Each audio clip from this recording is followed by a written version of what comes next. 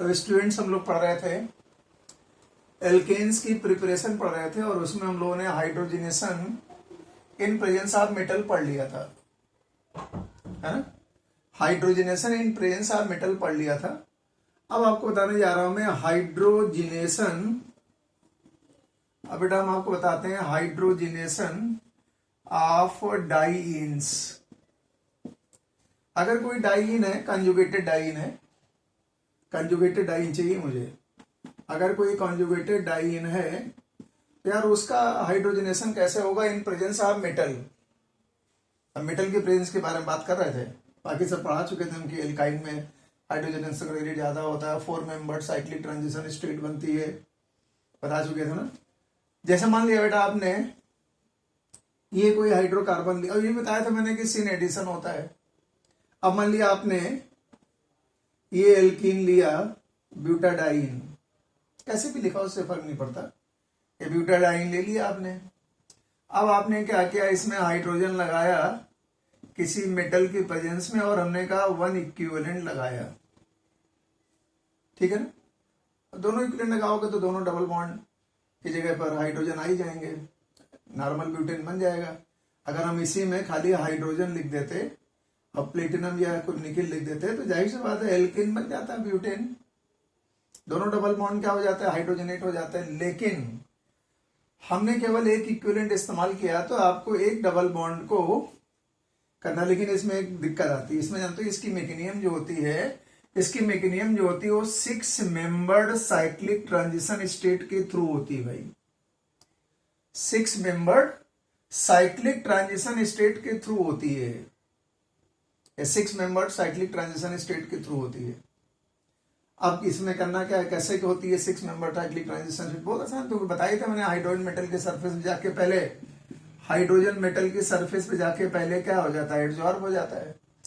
फिर यही हाइड्रोजन क्या करता है, ऐसा देखो 6 मेंबर ट्रांजिशन स्टेट कैसे बनाए गए, ठीक है ना। 1 2 3 4 तो कार्बन हो गए, ये बेटा हाइड्रोजन आया। अब ये हाइड्रोजन क्या करता है, इसके साथ में यहाँ CH2 है, ये पता ही, यहाँ पर भी CH2 है, यहाँ पे डबल बॉन्ड था, यहाँ पे डबल बॉन्ड था, ऐसा था कुछ, ब्यूटा 1,3-डाइन।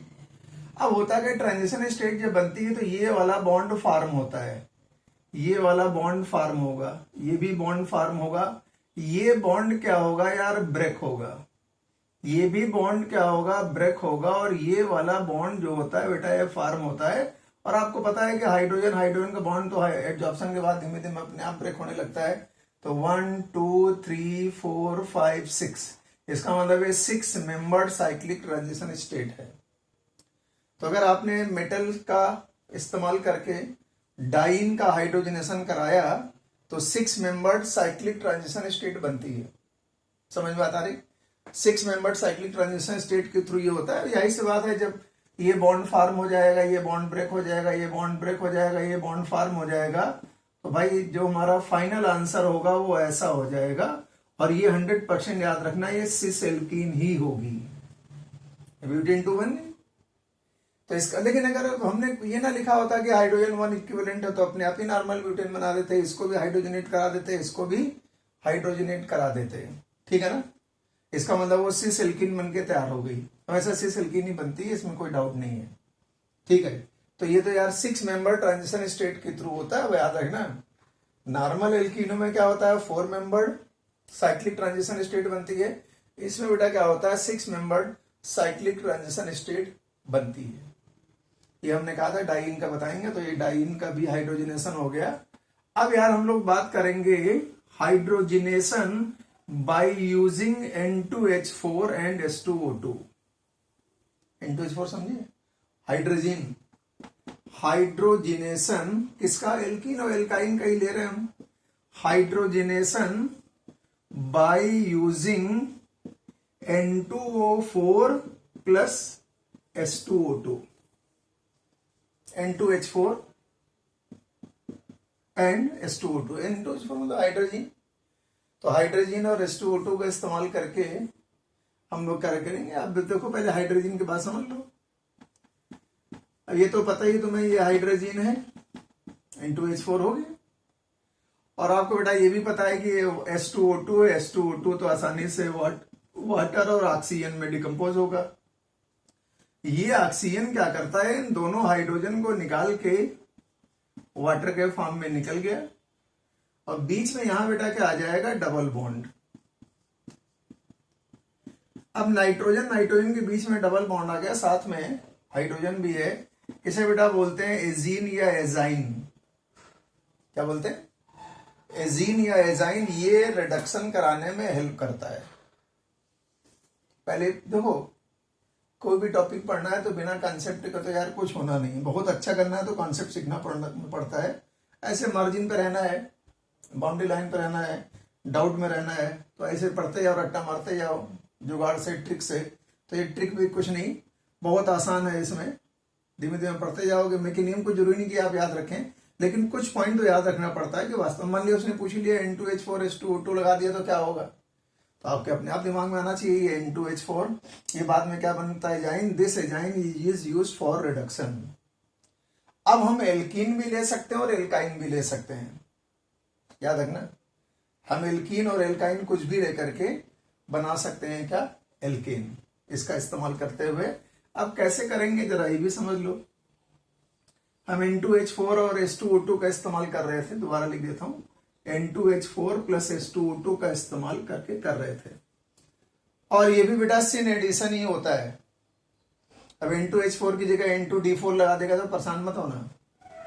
मान लिया आपसे हमने कहा ये लिखा है बेटा R1, ठीक है ना, ये लिख दिया हमने यहाँ कार्बन डबल बॉन्ड, ये लिख दिया हमने यहाँ पर R2, ये हो गया H, ये हो गया H, this is cis alkene. ये भाई साहब क्या है, सिस एल्कीन है। अब एल्कीन हम चाहे सिस ले चाहे ट्रांस ले, कुछ फर्क तो पड़ना नहीं, क्योंकि बनाना तो आपको सिंपली वही है, एल्केन ही बनाना है, तो क्या फर्क पड़ता है। लेकिन मैकेनिज्म तो आपको आनी चाहिए।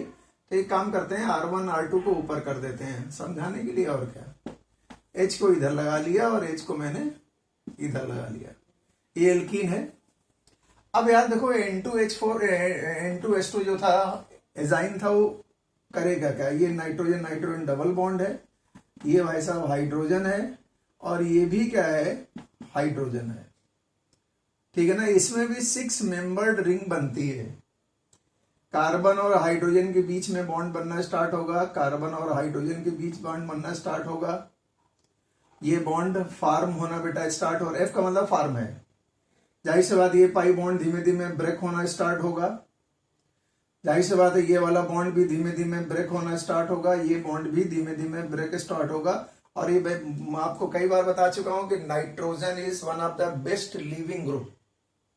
नाइट्रोजन को जरा सा ही मौका निकलने का मिलेगा, तुरंत निकल जाएगा। तो N2 तो यहां से निकल जाएगा, और जब N2 निकल जाएगा, क्योंकि लिविंग ग्रुप होता है, ये पाई बॉन्ड टूट जाएगा, दोनों HH यहां जोड़ दो, तो आपको भाई साहब जो प्रोडक्ट मिल गया वो तो एल्केन हो ही गया। ये R2 है, ये R1 है, ठीक है ना, ये एल्केन आपको मिल गया। ये तो H पहले वाले हैं, 2 H और जोड़ दो, मतलब आप डायरेक्ट यहाँ पर CH2 लिख सकते हो। क्या बन के तैयार, एल्केन। क्या बनी भाई साहब, 6 मेंबर्ड साइक्लिक ट्रांजिशन स्टेट बन गई। 6 मेंबर्ड साइक्लिक ट्रांजिशन स्टेट बन गई। अगर आप एल्काइन लेते तो सिस एल्कीन बन जाती। मान लो आपने एल्काइन ले लिया, तुमने कहा सर हम ये R1 लिया मैंने, ये हमने ट्रिपल बॉन्ड ले लिया, ये R2 ले लिया मैंने। अब जरा ध्यान देना, अब N2H4 आएगा तो आपको पता ही, तो बता ही चुका हूं, N2H4 आया, ठीक है ना, 1 2 3 4 5 6 ये बॉन्ड बना, ये बॉन्ड बना। जाहिर सी बात है ये बॉन्ड बीच से ब्रेक होना ही होना है, ये वाला बॉन्ड ब्रेक होगा, ये वाला बॉन्ड ब्रेक होगा। अब इसका एक पाई बॉन्ड भी क्या होगा, ब्रेक होगा, इसका एक पाई बॉन्ड भी ब्रेक होगा। जाहिर सी बात क्या बनेगी, एल्कीन बनेगी, सिस एल्कीन बनेगी। लेकिन वो आगे जाके एल्काइन में भी, एल्कीन में भी चेंज हो सकता है। फिर एक स्टेप और कराना पड़ेगा। एक ही मोल लगाया तुमने तो यहाँ पे क्या बन जाएगा, एल्कीन बन जाएगी। और लेकिन वो सिस एल्कीन बनेगी, ये दिमाग में रख के चलना, ये सिस एल्कीन बन के तैयार, ठीक है ना। अब हम चाहें तो इस एल्कीन को और हाइड्रोजनेट करा सकते हैं, फिर से एल्कीन बना सकते हैं। अगर हमने N2H4 और H2O2 एक ही एक मोल लगाया तो यहीं पर रिएक्शन रुक जाएगी, सिस एल्कीन बनेगी। अगर हम कभी N2D4 लगा दें तो H की जगह भी यहाँ बेटा आप D भी लगा सकते हो।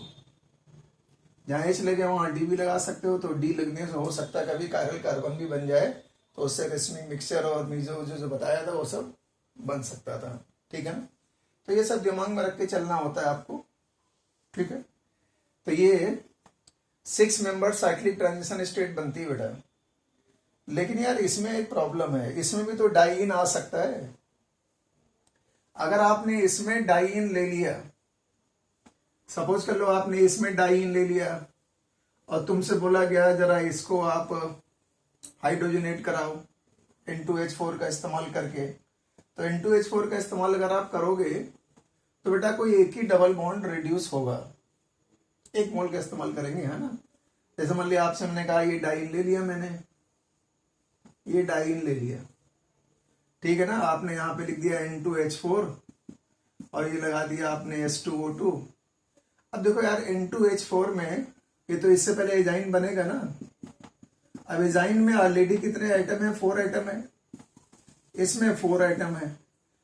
इस कार्बन और इस कार्बन के साथ में ये क्या बनाएगा, ट्रांजिशन स्टेट बनाएगा, तो 6 मेंबर ट्रांजिशन स्टेट बन जाएगी। इस वाले पाई बॉन्ड को आप छेड़ नहीं सकते, क्योंकि इस वाले पाई बॉन्ड को स्टार्ट करने का मतलब 8 मेंबर साइक्लिक ट्रांजिशन स्टेट बने, वो बनती नहीं है। तो चाहे इस डबल बॉन्ड को रिड्यूस करा लो, चाहे इस डबल बॉन्ड को रिड्यूस करा दो, तो हम एक डबल बॉन्ड को छोड़ देंगे और दूसरे डबल बॉन्ड को रिड्यूस करा देंगे। ऐसा भी हो सकता है कि डबल बॉन्ड है ना, एक कम स्टेबल हो, एक ज्यादा स्टेबल हो।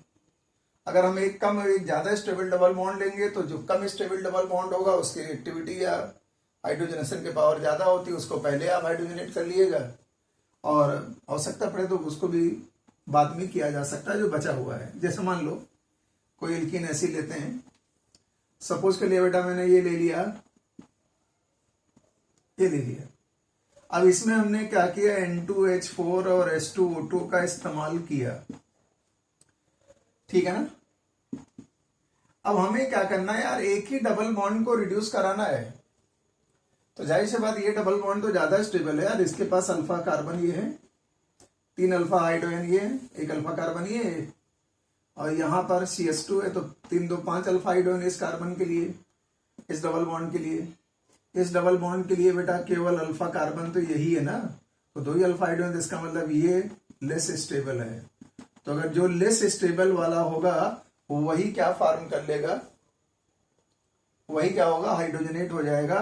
तो जो आपका आंसर आएगा वो कुछ ऐसा आ जाएगा, ठीक है ना। यहाँ पे जो डबल बॉन्ड था वो गायब हो गया, ठीक है। 1 2 3 4 5 6, 1 2 3 4 5 6, और यहाँ वाला डबल बॉन्ड जैसा था वैसा आप रहने दीजिए।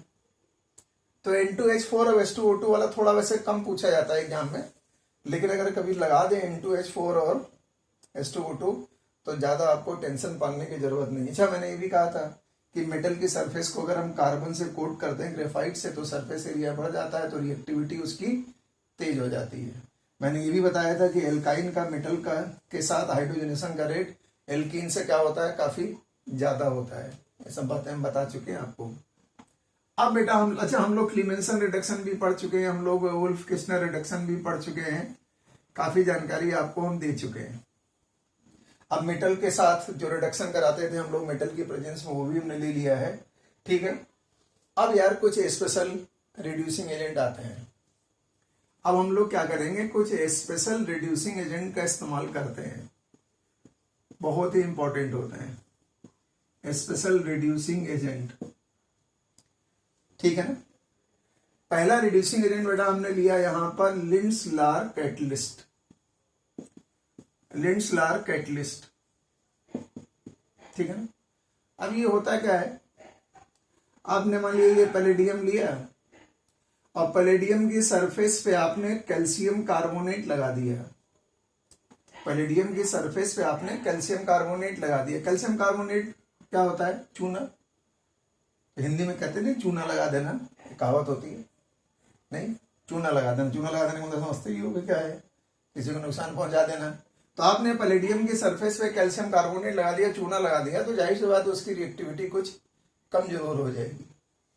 कैल्शियम कार्बोनेट अगर नहीं मिलता है तो बेटा आप बेरियम सल्फेट भी लगा सकते हो in presence of sulphur acid या क्यूनोलिन, क्यूनोन भी ले सकते हैं, आइसोक्यूनोलिन भी ले सकते हैं, कुछ भी इनमें से एक मिल जाए वो ले सकते हो। इसे हम लोग बेटा क्या बोलते हैं, लिंड्सलार कैटलिस्ट बोलते हैं। इससे होता क्या है, ये सल्फर, ये जो क्यूनोलिन और ये जो है, ये कैटलिस्ट को क्या कर देते हैं, पॉइजन कर देते हैं। बात समझते हो, ये कैटलिस्ट को क्या कर देते हैं, पॉइजनिंग कर देते हैं उसको, पॉइजन कैटलिस्ट, ठीक है ना। ये क्या करते हैं, कैटलिस्ट की पॉइजनिंग कर देते हैं। और पॉइजनिंग करने से क्या होता है, आपको पता होना चाहिए, जो सरफेस एरिया होगा, मतलब उसकी एब्जॉर्ब करने की पावर जो होगी वो कम हो जाएगी। इसका मतलब ये पॉइजन की तरह इस्तेमाल करते हैं हम लोग। एसिड, इक्विनोलिन या आइसोक्विनोलिन, कैल्शियम कार्बोनेट और बेरियम सल्फेट की कोटिंग कर देते हैं उस मेटल पे। हाइड्रोजन तो होनी होनी, इसमें कोई डाउट ही नहीं है, हाइड्रोजन तो यार होना ही होना है ना। इस पूरे सिस्टम को बोला जाता है लिंड्सलार कैटलिस्ट। हम लोग शॉर्ट में बार बार लिखना ना पड़े इसलिए लिखेंगे एलसी। ये लिंड्सलार कैटलिस्ट है। दूसरा बेटा एक होता है P2 कैटलिस्ट। अब P2 को बोलते हैं, सब कहानी बाद में। P2 कैटलिस्ट क्या होता है, निकिल बोराइड होता है, Ni2B, इसे निकिल बोराइड कहते हैं। ये P2 कैटलिस्ट जो है इसे हम लोग निकिल बोराइड कहते हैं, ठीक है ना। तीसरा एक कैटलिस्ट होता है, उसे बोलते हैं विल्किंसंस कैटलिस्ट। नाम सुना होगा वैसे, बहुत इंपॉर्टेंट है, ये होमोजेनस कैटलिस्ट होता है। विल्किंसंस कैटलिस्ट है, आपको मालूम होना चाहिए, एक कोऑर्डिनेशन कंपाउंड है।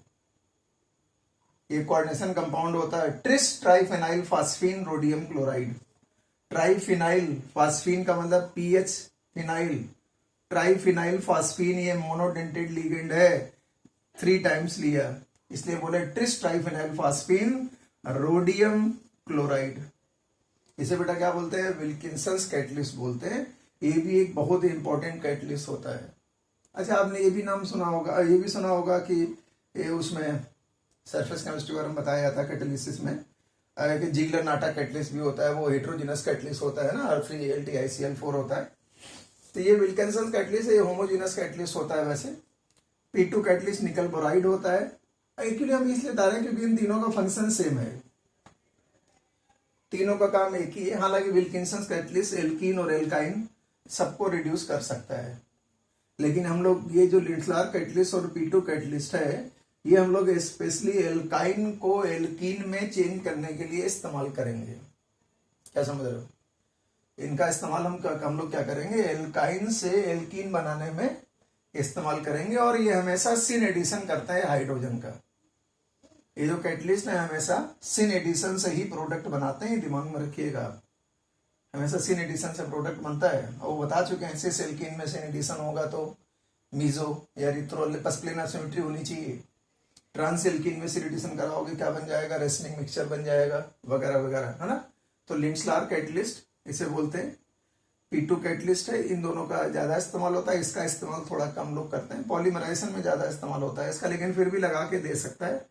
अब हम लोग क्या करेंगे, एल्काइन। अच्छा, तुम कहोगे ये एल्काइनी के लिए क्यों अप्लाई होता है, ये कैटलिस्ट बेटा दोनों एल्काइन के लिए, खास करके लिंड्सलार कैटलिस्ट केवल क्या होता है, एल्काइन के लिए अप्लाई होता है। मालूम है क्यों, क्योंकि एल्कीन को एब्जॉर्ब भी नहीं कर पाता है। देखो, अगर आपको रिडक्शन कराना है तो जिस गैस का एब्जॉर्प्शन कराना है, जिन गैसेस को आपस में कंबाइन कराना है, उनका एब्जॉर्प्शन मेटल के सरफेस पर जरूरी है।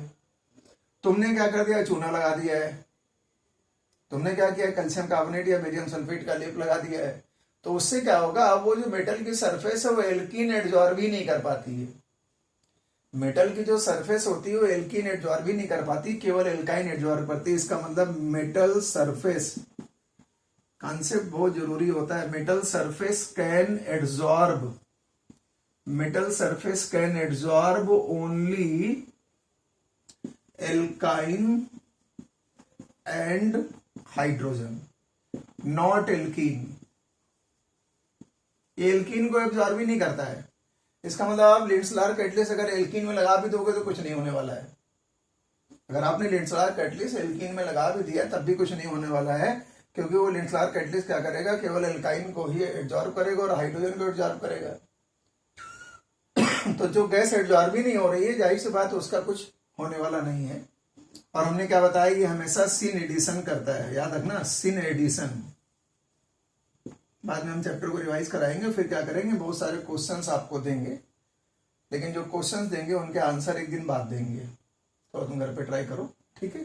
तो सीन एडिशन हमने कराया, सीन एडिशन के बाद जो बनना होगा बना लिए। अब जरा कुछ ट्राई करते हैं। तो लिंड्सलार कैटलिस्ट लिया, अभी और भी स्पेशल कैटलिस्ट की कैटेगरी में आता है, उसे बर्क रिड्यूसिंग एजेंट कहते हैं, या उसे हम लोग बर्क रिडक्शन बोलते हैं, वो और ज्यादा इंपॉर्टेंट है। जैसे मान लो ये केवल एल्काइन के लिए है, ठीक है। अब मान लिया आपने क्या किया, ये एल्काइन ले लिया R1C, ये ले लिया आपने ट्रिपल बॉन्ड R2, और आपने ऐसे लिख के दे देगा पैलेडियम, कैल्शियम कार्बोनेट, सल्फर 8, यही सब लिखा होगा क्यों, लेकिन हाइड्रोजन तो होना ही होना है। अब आपको मालूम है सीन एडिशन होना है, हाइड्रोजन मेटल के सरफेस जाके एडजॉर्ब होगी, ये मेटल के सरफेस रही होगी, उससे एडजॉर्ब हुई, धीमे धीमे इसका बॉन्ड टूटना स्टार्ट हो जाएगा, जाहिर सी बात इस कार्बन के साथ जुड़ेगा, 4 मेंबर साइक्लिक ट्रांजिशन स्टेट बनी जाएगी, सीन एडिशन होने जा रहा है। एक पाई बॉन्ड क्या होगा, टूट जाएगा, ये बॉन्ड फार्म हो रहा है, ये बॉन्ड फार्म हो रहा है, ये बॉन्ड क्या हो रहा है, ब्रेक हो रहा है, खत्म। दोनों हाइड्रोजन सेम साइड से जोड़ दिए, तो जो एल्कीन आपको मिलेगी वो सिस एल्कीन मिलेगी बेटा, सिस एल्कीन मिलेगी, ध्यान रखना ऐसे। इसका मतलब ये सीन एडिशन कराता है, ठीक है ना। एल्काइन में, एल्काइन से हमेशा ये सिस एल्कीन मिलेगी, ठीक है। और रिएक्शन वहीं पर रुक जाएगी अब, क्योंकि अच्छा रिएक्शन यहाँ क्यों रुक गई, रिएक्शन स्टॉप्स, क्यों, अबे दिमाग लगाओ यार, क्यों रिएक्शन स्टॉप हो गया, क्योंकि इस एल्कीन को मेटल के सरफेस एडजॉर्ब करेगी नहीं, क्योंकि उसके ऊपर तो तुमने चूना लगा रखा है ना, इसलिए रिएक्शन वहीं पर रुक जाएगी, क्योंकि alkene can not be adsorbed on the calcium carbonate adsorbed surface, इसलिए ऐसा होता है। तो इसका मतलब है आप क्या करोगे, लिंड्सलार कैटलिस्ट का इस्तेमाल करके एल्काइन से एल्कीन बनाते हैं, और हमेशा सिस एल्कीन ही बनेगी, इसमें कभी कोई डाउट है नहीं, नोट कर लिया, हटाते हैं। अच्छा, सेम काम P2 कैटलिस्ट के साथ भी होगा, ठीक है ना, same process with P2 catalyst. ये जो P2 कैटलिस्ट होगा ना, इसका प्रोसेस भी सेम रहेगा, जैसे लिंड्सलार कैटलिस्ट काम करता है और वैसे ही P2 कैटलिस्ट भी काम करता है, सेम, कोई फर्क नहीं पड़ने वाला है। इसमें भी सीन एडिशन होगा, इसमें भी सिस एल्कीन बन के तैयार हो जाएगी।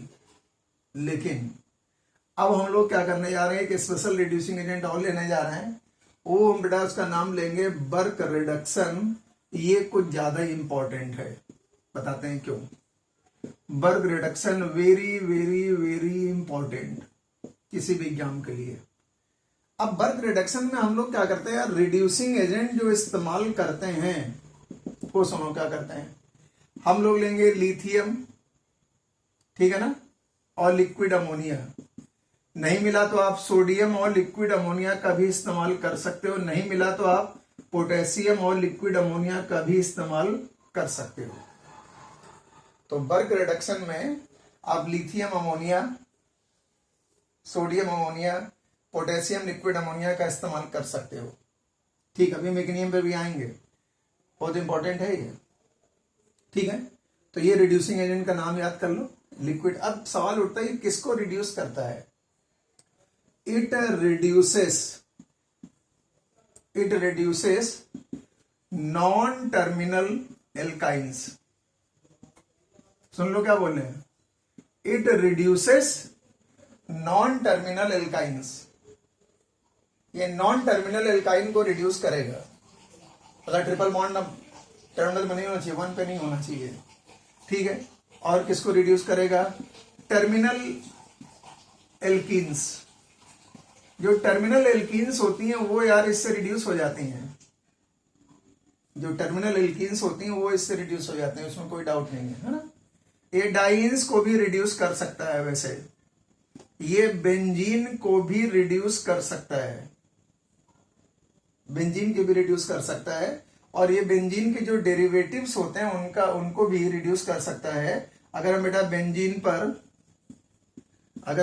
पे हम कोई ग्रुप लगा दें तो ये, लेकिन बस ये ग्रुप जो है ये OH नहीं होना चाहिए। कोई लगाओ, मिथाइल इथाइल प्रोपाइल कुछ भी लगाओ, प्लस M लगाओ माइनस M लगाओ, कोई ग्रुप ये माइनस M हो या प्लस M हो कोई फर्क नहीं पड़ता, बस but it should not be OH group. पहले ये नोट कर लो, बर्क रिडक्शन में एल्काइन कैसी चाहिए मुझे, non terminal, triple bond side में नहीं होना चाहिए, किनारे पे। टर्मिनल एल्काइन एल्कीन्स ले सकते हैं, नॉन टर्मिनल एल्कीन में नहीं ले सकते हैं। डाइन्स हैं तो हम ले सकते हैं। सबसे इंपॉर्टेंट है बेंजीन ले सकते हैं, और बेंजीन के जो डेरिवेटिव्स होते हैं वो भी ले सकते हैं, बस उस बेंजीन के डेरिवेटिव में OH ग्रुप नहीं होना चाहिए। बाकी सब ले सकते हैं, क्योंकि OH ग्रुप होगा तो जानते हो सोडियम के साथ हाइड्रोजन गैस को रिलीज करके कुछ कर देगा, तो OH नहीं होना चाहिए, बाकी कुछ भी हो सकता है। तो ये तो बेटा हमने बताया बर्क रिडक्शन में आप किसका किसका इस्तेमाल करोगे। हालांकि सबसे ज्यादा हम लोग नॉन टर्मिनल एल्काइन का इस्तेमाल करेंगे और बेंजीन और इनका इस्तेमाल करेंगे, लेकिन जो पूरी प्रॉपर बात है वो मैंने आपको बताई। ये रिड्यूस करता है। अब ये भी सुनो, ये किसको रिड्यूस नहीं करता है, ये भी सुन लिए, ये किसको रिड्यूस नहीं करता है, अभी बता ही चुके हैं, लेकिन फिर सुन लो। It can not reduce, it can not reduce, ठीक है ना। टर्मिनल एल्काइंस, टर्मिनल एल्काइंस को बेटा रिड्यूस नहीं कर सकता, अभी बताएंगे क्यों, ठीक है। Point number 1, non terminal alkenes, अभी जो लिखा था उसका उल्टा कर दो भाई, नॉन टर्मिनल एल्किन्स, ठीक है ना। और अभी मैंने बताया था बेंजीन पे OH नहीं होना चाहिए, इसका मतलब आप फिनॉल नहीं ले सकते। पता नहीं कैसे कैसे क्वेश्चन आ सकते हैं, अगर आपने इसको पढ़ लिया तो ऐसा नहीं हो सकता कि एग्जाम में तुम्हारा क्वेश्चन बर्क रिडक्शन का छूट जाए, किसी भी कीमत पे छूट नहीं सकता। कभी 1 मोल लगा के देगा, कभी 2 मोल लगा के देगा, बताया जाएगा आपको। आमतौर पे तो 1 ही मोल लगाते हैं वैसे। तो reducing agent liquid ammonia sodium, liquid ammonia lithium, liquid ammonia potassium का इस्तेमाल कर लिया। किसको रिड्यूस करता है, टर्मिनल एल्काइंस को करता नहीं है, नॉन टर्मिनल एल्काइंस को करता है, टर्मिनल एल्कीन्स को करता है, डाइन्स को करता है, बेंजीन को करता है, और बेंजीन के डेरिवेटिव को करता है, बस उस पर OH नहीं होना चाहिए, वही मैंने यहां से निकाल लिख दिया। टर्मिनल एल्काइन नहीं होनी चाहिए, नॉन टर्मिनल एल्कीन में नहीं होनी चाहिए जिसमें डबल बॉन्ड बीच में आ रहा हो, और फिनॉल नहीं होना चाहिए, बाकी सबको ये रिड्यूस करता है। हम लोग मैकेनिज्म भी पढ़ेंगे कि कैसे रिड्यूस करता है, ठीक है। तो ये पॉइंट कुछ हमने बताया, इसको याद रखिए, बहुत शानदार पॉइंट सब हैं, इनको दिमाग में आपको रख के चलना है, ठीक है। अब जरा बात करते हैं, अब एल्काइन लेते हैं, बताते हैं कैसे होता होगा। मान लिया बेटा ये लिया आपने R1, ये ले लिया आपने C ट्रिपल बॉन्ड C, और ये ले लिया आपने R2, ठीक है ना। ये तो नॉन टर्मिनल एल्काइन ले लिया, इसको आपको रिड्यूस करना है, कुछ भी हो सकता है, मिथाली फैलियां, क्या फर्क पड़ता है। अब बेटा इसका तरीका क्या है, पहले सोडियम जो है या लिथियम या पोटेशियम जो है वो यार लिक्विड अमोनिया के साथ रिएक्शन करके इलेक्ट्रॉन को रिलीज करता है। अब यार इस कार्बन की तो इलेक्ट्रोनेगेटिविटी हाई है, वो इलेक्ट्रॉन को तो अट्रैक्ट करेगा। अब देखो क्या होगा, ये जब इलेक्ट्रॉन जाएगा तो इस पाई बॉन्ड को ऐसे तोड़ता है, होमोलिटिकली ऐसे तोड़ता है। अब सिमेट्रिकल एल्कीन है, सिमेट्रिकल एल्काइन है, किसी तरफ भी हम इस एल्किल ग्रुप इस एल्किल ग्रुप को सेम मानना है, इसलिए सिमेट्रिकल बोल दे रहे हैं। एक इलेक्ट्रॉन आप इस पे लिया, एक इलेक्ट्रॉन इस पे लिया, ठीक है। जब ये पाई बॉन्ड टूटेगा तो एक इलेक्ट्रॉन इस पे आ जाएगा, एक इलेक्ट्रॉन इस पे आ जाएगा, और ये भी दिमाग में रखना है एक इलेक्ट्रॉन और भी तो लेके आ रहा है, तो किसी दोनों में से किसी एक कार्बन पे 2 इलेक्ट्रॉन दिखा दो, और एक कार्बन पे एक इलेक्ट्रॉन जो अपना था वो रहेगा, मतलब कुछ ऐसा होगा, ध्यान देना। R1 यहाँ लिखा C, अब तो ये पाई बॉन्ड टूट चुका, ये हो गया R2। मान लिया हमने कहा इस कार्बन को एक इलेक्ट्रॉन मिला और एक इलेक्ट्रॉन उधर से मिला, तो इसका मतलब यहाँ 2 इलेक्ट्रॉन हो जाएंगे, 2 इलेक्ट्रॉन का मतलब ये नेगेटिवली चार्ज है, ठीक है ना। और आपको मालूम है इस कार्बन में केवल एक ही इलेक्ट्रॉन रहेगा, ऐसे ऑर्बिटल में एक ही इलेक्ट्रॉन रहेगा। अब एक बात ध्यान रखना, रिपल्सन को मिनिमाइज करने के लिए, सुन लो क्या बोल रहे हैं, इस लोन पेयर और इस फ्री इलेक्ट्रॉन में रिपल्सन को मिनिमाइज करने के लिए एक दूसरे से अपोजिट रहते हैं। सेम साइड रहेंगे तो रिपल्सन ज्यादा करेंगे, या 2 दुश्मन सेम साइड बैठा दो, मारपीट नहीं करेंगे। तो आपने एक लोन पेयर इधर लिया, एक फ्री इलेक्ट्रॉन इधर दिखा दिया। अब आपको पता है क्या होगा, ये इस अच्छा इलेक्ट्रॉन आके जुड़ा, इसे बोलेंगे इलेक्ट्रोनेशन। क्या बोल सकते हैं अगर हम बोलना चाहें तो, इलेक्ट्रोनेशन। इलेक्ट्रॉन जुड़ने को इलेक्ट्रोनेशन कहते हैं, ठीक है ना। अब क्या होगा यार, अमोनिया से H आयन आएगा, ये लिक्विड अमोनिया जो होगा H आयन को भेजेगा, अब H आयन जाके यहीं पे जुड़ जाएगा। जुड़ने की बात की हालत ये हो गई R1 यहाँ पे एक इलेक्ट्रॉन है ही है, ठीक है ना, ये डबल बॉन्ड, यहाँ पे हो गया CH, ये हो गया बेटा R2। प्रोटॉन अगर जुड़ा है तो इसे हम लोग बोल सकते हैं प्रोटोनेशन। अब जानते हो क्या होगा अगले स्टेप में, फिर एक इलेक्ट्रॉन आएगा, इलेक्ट्रॉन की कोई कमी थोड़ी है, फिर एक इलेक्ट्रॉन आया, और इलेक्ट्रॉन आने के बाद यहीं पर इस कार्बन को, इसके पास तो कमी है ही ना इलेक्ट्रॉन की, फ्री रेडिकल है, तो ये इलेक्ट्रॉन इसी कार्बन को मिल जाएगा, और इस कार्बन को मिलने के बाद यहां पर फिर से नेगेटिव चार्ज आ जाएगा, फिर मतलब इलेक्ट्रोनेशन हुआ, और जैसे नेगेटिव चार्ज आया अमोनिया से H आके यहाँ पे जुड़ जाएगा। अच्छा देखो, एक हाइड्रोजन इधर जुड़ रहा है, एक हाइड्रोजन इधर जुड़ रहा है, एंटी एडिशन हो रहा है, एक हाइड्रोजन इधर, क्योंकि ये दोनों, ये भाई लोन पेयर और ये फ्री रेडिकल अपोजिट साइड में ऑलरेडी है, तो H आके ऊपर जुड़ेगा, तो ये दूसरा जब नेगेटिव चार्ज इधर बनेगा तो दूसरा H नीचे आके जुड़ेगा। तो हम अब ऐसे दिखा रहे हैं, R1 ये बेटा हो गया डबल बॉन्ड, ये हो गया R2, ये H इधर गया, ये H इधर गया, दोनों H अपोजिट साइड जा रहे हैं। इसका मतलब जो एल्कीन बनेगी यार वो ट्रांस होगी, ये पक्का है, एल्कीन जो बनेगी वो ट्रांस होगी। क्या समझे मैं कि नियम? देखो ये इलेक्ट्रोनेशन प्रोटोनेशन की प्रोसेस है, तो मैकेनियम बहुत ज्यादा याद करने की जरूरत नहीं, मतलब बहुत ज्यादा दिमाग लगने की जरूरत नहीं, लेकिन आना चाहिए, क्योंकि बीच में कभी कभी मैकेनियम से भी क्वेश्चन उठा के डाल सकता है। तो आप फिलहाल तो याद रखो कि लिक्विड अमोनिया सोडियम लगाएंगे तो जो नॉन टर्मिनल एल्कीन होगी वो एल्काइन होगी, वो एल्कीन में चेंज होगी, और एल्कीन जो बनेगी वो ट्रांस एल्कीन बनेगी। एल्कीन जो बेटा बनेगी वो ट्रांस एल्कीन बनेगी, इसमें कोई डाउट नहीं है, ठीक है। क्यों ऐसा हुआ फिर सुन लो एक बार। इलेक्ट्रॉन आया, सोडियम ये लिथियम ये पोटेशियम से निकल के पाई बॉन्ड पर अटैक हुआ, ये फ्री रेडिकल पहले बने, दोनों कार्बन में एक एक इलेक्ट्रॉन आ गया, लेकिन एक इलेक्ट्रॉन एक्स्ट्रा है तो किसी एक कार्बन को दिला सकते हो, इस कार्बन को आपने इलेक्ट्रॉन दिला दिया। अच्छा, कार्बनियन के पास इधर भी एल्किल ग्रुप है, इधर भी एल्किल ग्रुप है, आपको मालूम है कि कार्बनियन एल्किल ग्रुप से डिस्टेबलाइज होता है, तो क्योंकि दोनों एल्किल ग्रुप का साइज मैंने सेम रखा, तो चाहे इधर वाले कार्बन में माइनस ले आओ, चाहे इधर वाले कार्बन पे माइनस ले आओ। अगर एक तरफ एल्किल ग्रुप छोटा हो एक तरफ बड़ा हो तो छोटे वाले ग्रुप की तरफ माइनस आ जाना, वो खैर ज्यादा फर्क नहीं पड़ता, क्योंकि हमें बाद में बनाना तो एल्कीन ही है ना, क्या फर्क पड़ता है। पहले हमने इलेक्ट्रोनेशन कराया, एक कार्बन पे माइनस चार्ज आया, एक पे इलेक्ट्रॉन आया, और दोनों एक दूसरे से अपोजिट क्यों रहेंगे, क्योंकि नेगेटिव चार्ज और फ्री रेडिकल में रिपल्सन होगा, इसलिए हमने अपोजिट साइड में दिखाया है। अब जाहिर सी बात, अमोनिया से प्रोटॉन आएगा, इस माइनस साइन से जुड़ा, मतलब कार्बनियन टाइप का आयन से जुड़ा, CH हो गया, फिर इलेक्ट्रोनेशन हुआ, इसे प्रोटोनेशन बोल देंगे, इलेक्ट्रोनेशन हुआ, प्रोटोनेशन हुआ, फिर इलेक्ट्रॉन जोड़ने जा रहे हैं, फिर इलेक्ट्रॉन जोड़ोगे तो माइनस आएगा, फिर से प्रोटोनेशन करा दिया, एल्कीन बन के तैयार। तो ये बर्क रिडक्शन की बहुत ही आसान टाइप के मैकेनिज्म है, ठीक है ना। कुछ लोगों को पहली बार समझ में आया होगा कि इसकी मैकेनिज्म भी ऐसे होती है, खाली रट्टा मार के बैठ गए थे तुम कि बस हम इतना ही हमारे लिए काफी। अच्छा, कुछ लोग ये भी सोचते हैं कि जितना मुझे आता है उससे भी कुछ एग्जाम में आता नहीं है, तो इसलिए टारगेट आपका 1 या 2 साल में निकल जाने का होना चाहिए, ऐसे साल पे साल तैयारी करने से कोई फायदा थोड़ी है। मैकेनिज्म एक बार पढ़ लो, कितना आसान है। तो ये तो हमने एल्काइल लेके बताया, ठीक है। तुमने कहा सर मान लिया टर्मिनल एल्काइन हो गई तो क्या बताया मैंने अभी, टर्मिनल एल्काइन हो जाएगी तो पर रिडक्शन अप्लाई नहीं होगा।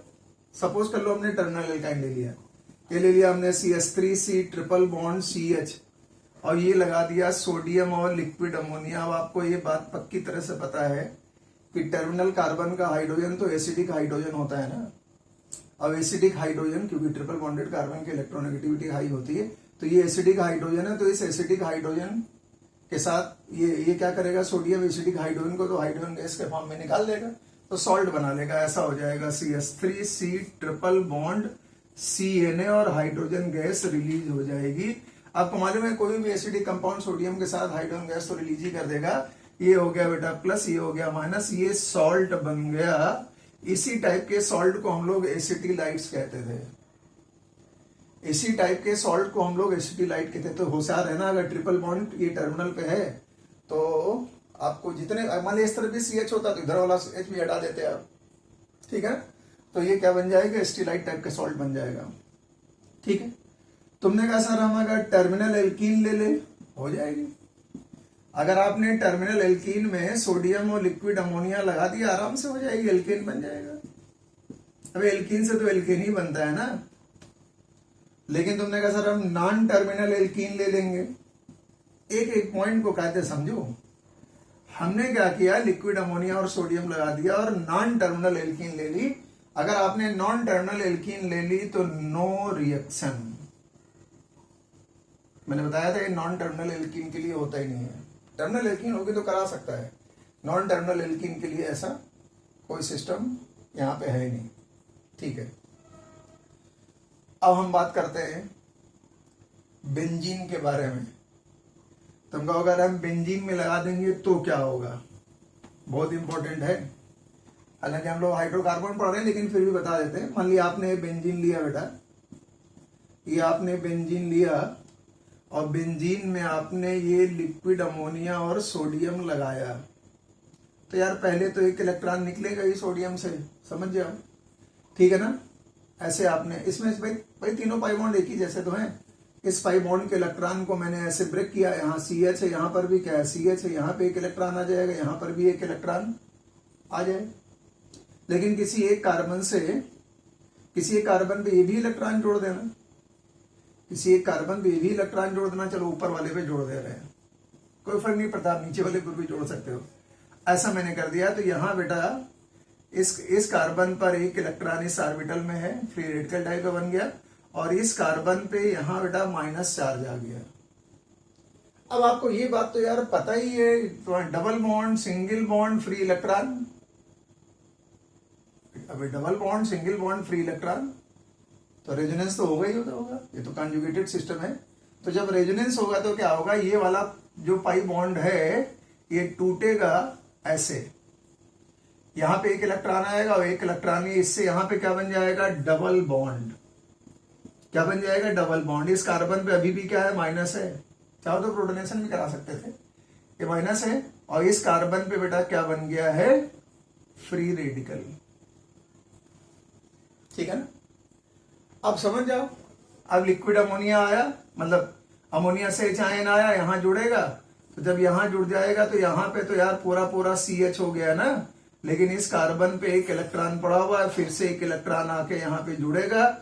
जुड़ने के बाद समझ जाओ क्या बनेगा, इस कार्बन पे हो जाएगा माइनस चार्ज, इस कार्बन पे हो जाएगा माइनस चार्ज, और इस माइनस चार्ज के बाद फिर से एच जोड़ दिए, क्या बेटा बन जाएगा, यहाँ पर ऐसे डाइईन बन गया, ये डाइईन बना है। अब जरा समझो, अगर हम इस कार्बन को पहला माने, इसमें माइनस चार्ज है 1 2 3 4, इसे फोर्थ मानेंगे, इस एडिशन को क्या बोलेंगे, 1,4 एडिशन। दिमाग में रखना, ये 1,4 एडिशन होगा। क्या समझे, इसका मतलब अगर आप बेंजीन में लिक्विड अमोनिया लगाओगे तो 1,4 एडिशन से प्रोडक्ट बनेगा। मैकेनिज्म समझ में आई क्या हुआ, लिक्विड अमोनिया से और सोडियम के रिएक्शन से इलेक्ट्रॉन निकला, ये पाई बॉन्ड टूटा होमोलिटिकली, एक कार्बन को 2 इलेक्ट्रॉन दे दिए, एक इस पाई बॉन्ड से मिलेगा, एक जो आया वो मिलेगा, यहाँ माइनस चार्ज आ गया, एक के फ्री रेडिकल हो गए, फ्री रेडिकल बन गया। रेजोनेंस तो होना ही होना है क्योंकि double bond single bond free electron है, ये पाई बॉन्ड टूटेगा, इस कार्बन पे एक इलेक्ट्रॉन और ये वाला एक इलेक्ट्रॉन, इससे डबल बॉन्ड बन जाएगा, इस फोर्थ कार्बन पे फ्री इलेक्ट्रॉन बचा, फिर से एच आके यहाँ जुड़ गया, फिर से इलेक्ट्रॉन आएगा। भाई पहले क्या हुआ, इलेक्ट्रोनेशन। हम चाहते तो इस माइनस चार्ज के लिए पहले ही प्रोटॉन जोड़ सकते थे, कोई दिक्कत नहीं, लेकिन एक साथ कर देते हैं। ठीक है ना। इस कार्बन में फिर से एक इलेक्ट्रॉन आके जुड़ गया, यहाँ माइनस चार्ज हो गया, इसी बीच हमने यहाँ पर एच जोड़ ही दिया था, एच जोड़ा तो यहाँ CH हो ही चुका, इस कार्बन में जो माइनस आया तो एच हो, ये 1,4 एडिशन है बेटा। तो बेंजीन में जब कभी लिक्विड अमोनिया और सोडियम लगाया जाए, अगर बेंजीन में कभी हम लिक्विड अमोनिया और सोडियम लगाएं तो यार इस तरीके का काम हम लोग करते हैं। अब हम लोग अगले टर्न पे समझेंगे कि अगर बेंजीन के ऊपर हम कोई प्लस M ग्रुप या माइनस M ग्रुप लगा दें तो बर्क रिडक्शन कैसे होगा। बर्क रिडक्शन में फिनॉल का इस्तेमाल क्यों नहीं कर सकते, क्योंकि फिनॉल भी क्या करेगा, फिनॉल का हाइड्रोजन एसिडिक होगा और सोडियम के साथ हाइड्रोजन गैस निकाल देगा। जैसे टर्मिनल एल्काइन का इस्तेमाल नहीं कर सकते थे, वैसे ही आप फिनॉल का इस्तेमाल भी नहीं कर सकते। मिलते हैं अगले क्लास में, हम लोग क्या करेंगे, बर्क रिडक्शन सीखेंगे बेंजीन और बेंजीन के डेरिवेटिव्स में जब प्लस M लगा होगा और जब माइनस M लगा होगा तब समझेंगे।